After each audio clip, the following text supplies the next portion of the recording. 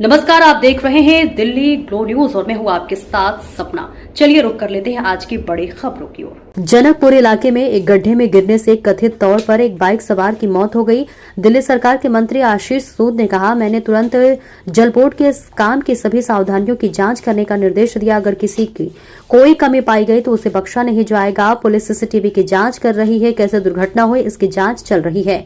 जांच में अगर किसी अधिकारी की कमी पाई गई तो उसे बख्शा नहीं जाएगा। वहीं पश्चिमी दिल्ली डीसीपी शरद भास्कर ने बताया, जल बोर्ड के काम के लिए गड्ढा खोदा हुआ है जिसमें एक बाइक गिरने से एक व्यक्ति की मौत हो गई। ये गड्ढा किसने खोदा है, इसमें कौन अधिकारी है, इसकी जांच करेंगे। मेरा दोस्त है, ये दोस्त मेरा भाई रात को तो हम रात को घर से निकले थे। हम 12:30 बजे 11 साढ़े 11 बजे लड़के से बात हुई थी दोस्त से। उसने हमें बोला था कि मैं डिस्ट्रिक्ट सेंटर पहुंच गया हूँ 11:30 बजे, 11:53 पे डिस्ट्रिक्ट सेंटर पे था। उसने बोला 15 मिनट में घर पहुंच जाऊंगा, बट वो 15 मिनट में घर नहीं पहुंचा। हम आधा घंटा वेट किया, आधे घंटे में नहीं पहुंचा। 1 घंटा वेट किया, नहीं पहुंचा। 1 घंटे बाद हम यहाँ आए, डिस्ट्रिक्ट सेंटर आए। हमें लगा इससे पहले उसके 2 बार एक्सीडेंट हो चुके थे, ठीक है। हमें लगा वैसे ही दोबारा एक्सीडेंट हो गया होगा। हम ढूंढने आए, कोई एक्सीडेंट नहीं था। लड़का फोन नहीं उठा रहा, लड़के की बाइक मिसिंग है, लड़का मिसिंग है। हम कंप्लेंट लिखाने गए। ये लोग हमें जवाब देते हैं कि सुबह 11 बजे के बाद कंप्लेंट लिखेंगे, अभी कंप्लेंट नहीं लिखेंगे। हमने रिक्वेस्ट करी, 2 ऑफिसर अच्छे थे उसमें, पुलिस वाले में 2 ऑफिसर बहुत अच्छे थे जिन्होंने रात को हमारी मदद करी। उन्होंने हमें लोकेशन दिलाई, ठीक है, बट लोकेशन हमें भेजी और डिलीट कर दी। हम लोकेशन ओपन भी नहीं कर पाए, इन्होंने डिलीट कर दी। हम दोबारा गए, इन्होंने बोला कि हम आपको लोकेशन नहीं देते, ये कॉन्फिडेंशियली है, ठीक है। हमने कहा ठीक है सर। फिर उन्होंने बोला कि एक काम हो रहा है, हम छोटी सी हेल्प कर सकते हैं आपकी। इस एरिया में जाओ, यहाँ के 200 मीटर एरिया में 200 मीटर में आपका फोन रिंग कर रहा है, आप यही ढूंढ लीजिए। हम 7 लड़के रात के 12 बजे से लेके सुबह के 7 बजे तक यहाँ पे ढूंढते रहे। ना लड़का मिला, ना फोन मिला, ना बाइक मिली। रात को 1 बजे ना इसके अंदर बाइक मिली, ना लड़का था, ना बाइक थी, ना फोन था इसके अंदर 1 बजे। मुझे ये समझ नहीं आ रहा, 1 बजे से 7 बजे तक तो हम इसी रोड पे थे, तो कैसे ये लड़का इस बंदे तक गिर गया। और जब लड़का मिला ही नहीं है, रात को 7 बजे, सुबह 7 बजे हम घर पे गए और हमें फोन आता है पुलिस वालों का लड़के के नंबर से कि आपके लड़के का एक्सीडेंट हो गया। अरे जो फोन आपको सुबह 7 बजे मिल गया, वो फोन आपको रात को क्यों नहीं मिला? तो 12 बजे से आपके रिक्वेस्ट कर रहे थे हम लोग, तब क्यों नहीं मिला आपको ये फोन? मैं ये पूछ रहा हूँ बस आपसे। अब क्या चाहते हैं, आप क्या मांग रहे हैं? सर चाहते हम ये हैं कि यहाँ पे जो सरकारी कैमरे लगे हुए हैं, इसको खुलवा के कम से कम ये तो पता लगवाइए, हमें सच तो पता चले कि लड़का हमारे अपनी गलती से मरा है या किसी ने उसको मार के फेंका है। वो लड़का बेचारा चले गया, उसका बाप रात के 12 बजे से लेकर सुबह के 7 बजे तक रोड पे भटक रहा है अपने बेटे को ढूंढने। और सुबह 7 बजे कॉल आता है कि आपका बेटा यहाँ पे एक्सीडेंट हो रखा है, और बाप को देखने आता है लड़का कट्टे में पैक है। लड़का कट्टे के अंदर पैक हो रखा है, उसका क्या बीती हुई उस बाप पे। और उस माँ पे जो वो माँ अपने घर से बार-बार फोन कर रही है कि मेरा बेटा कैसा है, मेरा बेटा कैसा है, मेरा बेटा कैसा है। उस माँ को बार-बार हम बोल रहे हैं कि हमने आपका बेटा देखा नहीं है, वो हॉस्पिटल में है अभी, हम उससे हमें मिलने नहीं दे रहे।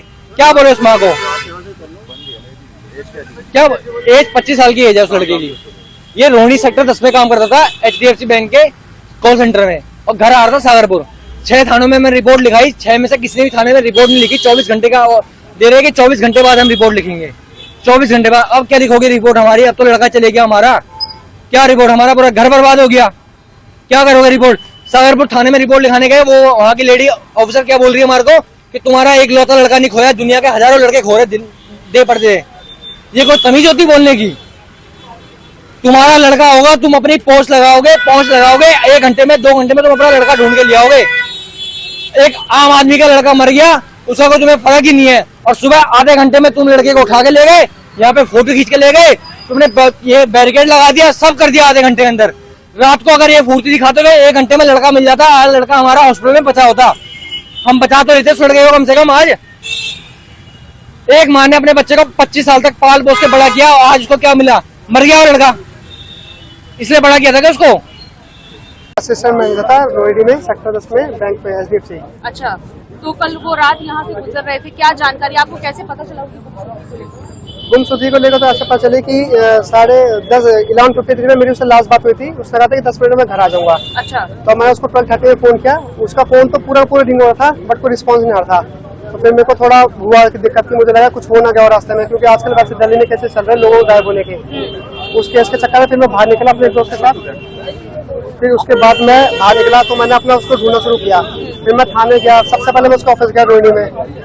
फिर रोहिणी से मेरे को उनके सर वगैरह का नंबर मिला, मैंने वहाँ से कोऑर्डिनेट शुरू किया कि कैसे कैसे लिंक बनाना। फिर जैसे तैसे मेरे को क्या नाम है, मैं इधर अपने जनकपुरी वाले थाने में आया तो उन्होंने मेरे को उसकी एक लोकेशन निकाल के दी कि इसकी लोकेशन लास्ट यहाँ पे है अवेलेबल। फिर जो अवेलेबल है मैं फिर सामने वाला पार्क में ढूंढते रहा, उन्होंने कि इस पार्क के अंदर है वो। ये लापरवाही है, हादसा थोड़ी है। मेरा भाई इतना पागल थोड़ी कि सामने चांद उसे गड्ढे में घुसेगा। पर्दे अभी लगाए गए हैं क्योंकि पर्दे में धूल नहीं है। पर्दा सुबह लगाया गया, पीछे वाला पहले से लगा हुआ था। उसका नाम था कमल तो ध्यानी। क्या ये रास्ता आपको लगता है यहाँ से खुला हुआ था? हाँ खुला हुआ था बिल्कुल। मैंने रात को पब्लिक खुद के 1:30 हम बजे देख रहे हैं कि ये पूरा जो रोड है यहाँ पे दिल्ली जल बोर्ड का काम चल रहा है। मैंने खुद रात को 1:30 बजे आया के गड्ढे में चेक किया था, तब वो नहीं था यहाँ पे। अच्छा, मैं कल पूरी रात से उसको ढूंढ रहा हूँ। कल रात में गड्ढे में नहीं था? गड्ढे में नहीं था, 1:30 बजे के आसपास की बात है, नहीं था। अच्छा, कितने थानों के चक्कर लगाए? कम से कम 6 थानों में चक्कर लगाए हैं, कहीं से कोई सपोर्ट नहीं मिला। थाने की तरफ से कोई सपोर्ट नहीं मिला। तो पुलिस ने बताया नहीं क्या पूरी रात गड्ढे में था या कब उसे निकाला कुछ गया? बताया उन्होंने, सुबह बताया, वो भी उन्होंने खुद कॉल नहीं करी। मैंने अपने भाई के नंबर पर कॉल किया सुबह, तो उन्होंने आई थिंक उसको गड्ढे से उस टाइम तक निकाल चुके थे। तो उसके कॉल ने उठाया, उन्होंने बोला कि आप इधर लोकेशन में आ जाओ, ऐसा ऐसा उसका एक्सीडेंट हो गया है। हम रोहिणी गए थे, मंगोलपुरी गए थे, जनकपुरी गए, डाबड़ी गया, पालम गया, सागरपुर गया। कितने लोग हैं घर में? घर में हम 5 लोग हैं। तो क्या 5 लोग कल रात ढूंढने निकले थे?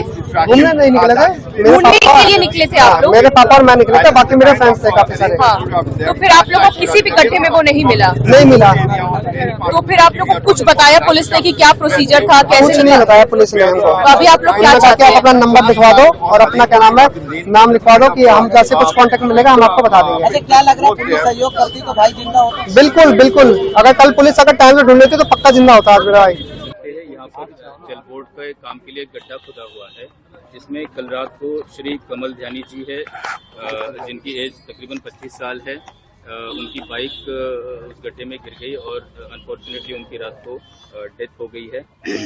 इनके ये जो भी गड्ढा किसने खुदा हुआ है, इसमें कौन से अधिकारी है या कॉन्ट्रैक्टर कौन है, इस सब की भी हम जांच करेंगे।